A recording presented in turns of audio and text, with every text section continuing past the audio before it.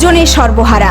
নবান্নের 14 তলায় বসে এই বিস্ফোরক পোস্ট করলেন আরজিকর কাণ্ডে নিহত চিকিৎসকের মা তথা পানিহাটির বিজেপি বিধায়ক রত্না দেবনাথ। আর সেই পোস্ট ঘিরেই এখন তোলপাড় গোটা বাংলা।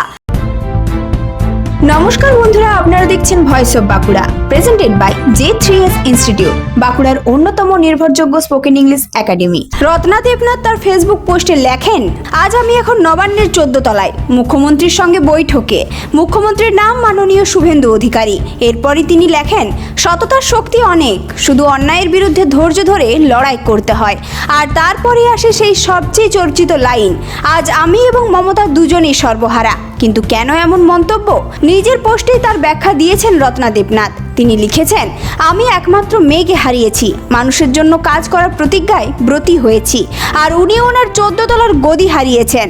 এখানেই থামেননি তিনি, আরও কড়া ভাষায় লিখেছেন, অপেক্ষা করুন, উনি ওনার অপরাধী টিম সবার আরও করুণ পরিণতি দেখতে পাবেন।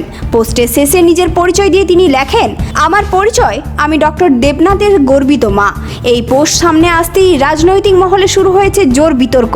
একদিকে তৃণমূলের বিরুদ্ধে তীব্র ক্ষোভ, অন্যদিকে একজন সন্তানহারা মায়ের আবেগ। দুইয়ের মিশেলে এই পোস্ট এখন ভাইরাল সোশ্যাল মিডিয়ায়।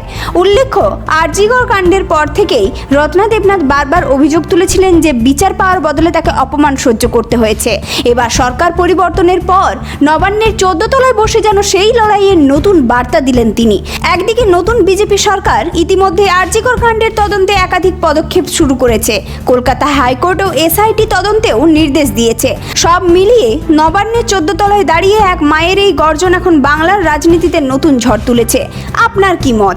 রত্না দেবনাথের এই পোস্ট কি ন্যায় বিচারের লড়াইয়ের প্রতীক, নাকি রাজনৈতিক প্রতিশোধের ভাষা? কমেন্টে জানাতে ভুলবেন না।